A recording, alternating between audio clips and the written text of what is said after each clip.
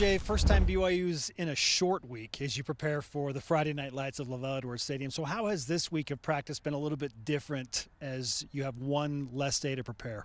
It's been a little bit more crammed, but I would say it's not really a lot different. We just move everything up a day, and just with doing that, we just got to make sure we get prepared, making sure our bodies are right and stuff like that. We just get a day shorter, and they do a great job of making sure we're right. Sky, Coach Phyllis, Colby, all those guys in the weight room, training room, they make sure we get right, and we're prepared for the short week. And then as well as the coaches, just making sure that we feel good, and we're not doing too much in practice, but also making sure we need to do what we need to do. For the first time this season, BYU's coming off a loss, 3 wins, and that one setback. How has that changed your perspective dealing with a frustrating defeat as you get ready to try and get back on the winning track? It's just the same as if we won. No matter what, we were going to come back out here the next day and get back to work. So that's just something we got to continue to do. And, nothing's changed for us. We're still going to try to be most physical team out there, the most dominant. And we're just going to come out the same way we do every week. And, we're just going to keep on competing and giving it the most. And that's all we could do. As you look back on the first 4 games of your college football career, how would you explain what that's been like as you've gone from high school and been thrust into the spotlight as a freshman? It's actually been surreal. I don't know, just actually when you walk into the Cougar Walk, my first game, and you see the students, and you're like, what the heck? That's actually insane, because you get a student section in high school, and it's probably it was kind of big where I'm from, but it wasn't 10,000 people. It was just 1,000, I guess. So yeah, it's really cool. Yeah, I think it's awesome. Just having I don't know, people send you clips and you're on TV, and it's just you don't even think about it during the game, but after the game you're like, holy cow, I'm someone who I used to watch when I was little. That's awesome to me. Okay, and speaking of that, let's take you back to the moments where you break free, a long touchdown run at Arkansas, or even the screen pass against Kansas. What's it like to celebrate with your teammates on the road in Power 5 football in the end zone? Oh, it's awesome, right? Because it's just you guys versus 80,000 other people. And then, it's crazy because BYU actually travels pretty good, right? So it gets quiet, but it's not really that quiet, right? So even on 3rd downs and 4th downs when the other team's on offense, it's still really loud. And I'm right, because our fans start cheering and then their fans start cheering. I'm oh, they just set themselves up for failure, right? And we get stops like that. But yeah, it's awesome. They travel really well, and then it's also just awesome just to be able to know you have those guys and you guys are just together and you guys got to make it happen, just for each other. It's really awesome.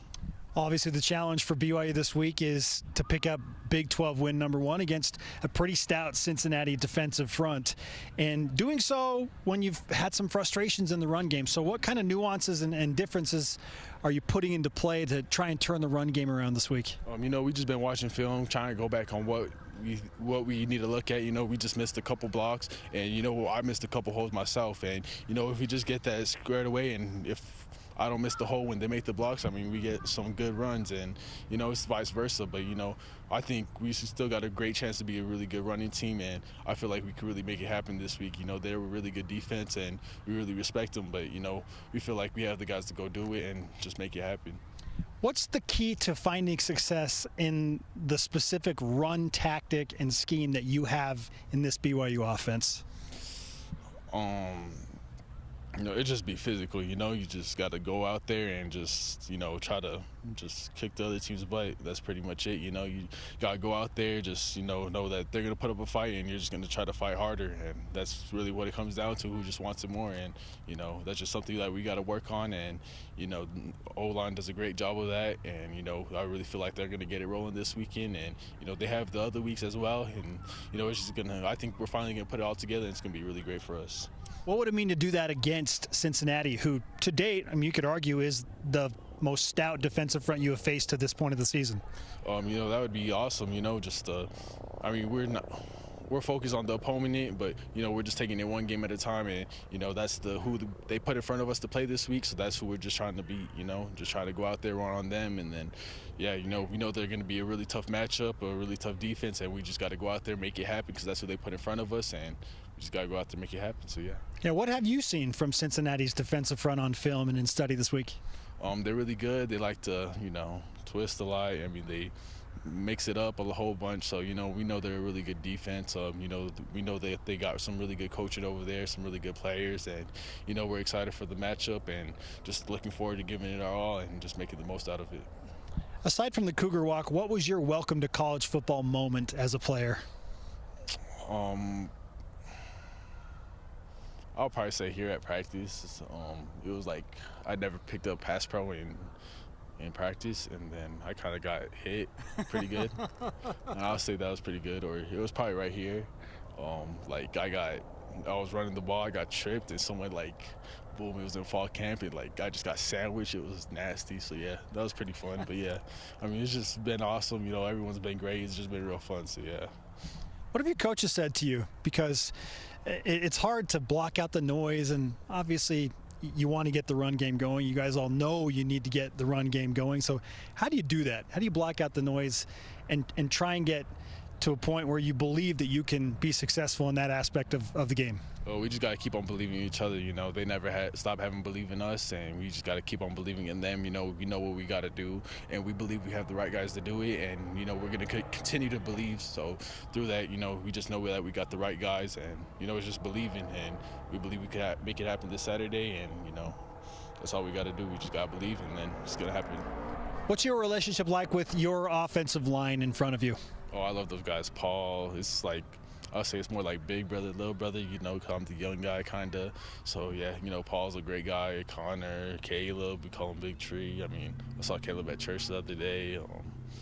Kingsley, Waylon. I mean, it's just real fun, just to be around those guys. We'll go out sometimes, just to go out and eat, at Chubby's sometimes. So it's just real fun to be around them. I really enjoy those guys, and I really appreciate the time and effort they put into blocking and stuff like that, and, just to make sure the holes open up and stuff like that.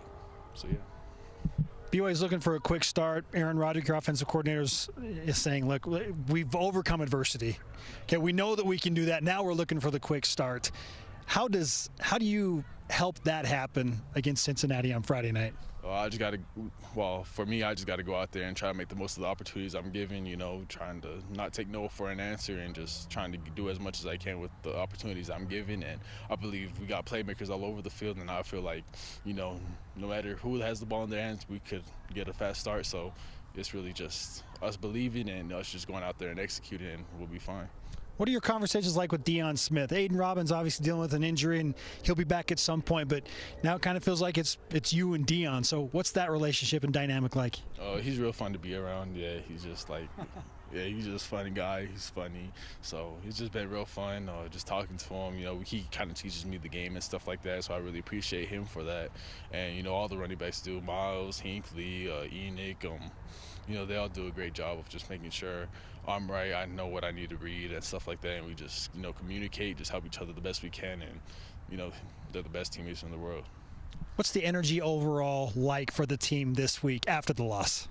After the loss, Coach Kalani, he gave us a great speech. He said, sometimes you're going to have tough times, and, you're going to have a bad day at work, and you have to go back home and love your kids, love your wife, stuff like that. So, just taking that, we just came back out here. He said we have to have another good week of practice, just like if we won. It's got to be the same as if we win, or if we lose, we got to stay even keel, just always trying to improve. And I really respect him for that. I feel like coaching staff has done a great job. The team as well has done a great job of responding. So, it's just time to go out there and execute. How do you feel about playing under the Friday night lights? It's kind of weird because it's not high school. So, yeah, but it'll be fun. I think it'll be a lot like the first game we had because it was Saturday. It was a late one. I think it starts at the same time. So, yeah. But, yeah, it'll be fun.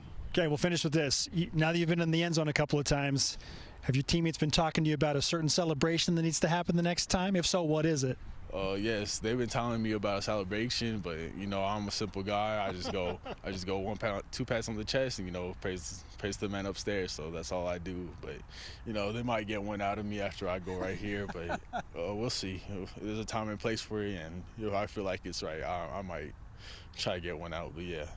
Hey, keep the people anticipating and waiting, right? I know your parents would appreciate that answer for sure. Yes, sir. Yes, sir. Definitely. Yeah, try to keep the people waiting, and so yeah. Yes, sir. LJ, thanks for the time, man. Yes, sir. Thank you. Appreciate it.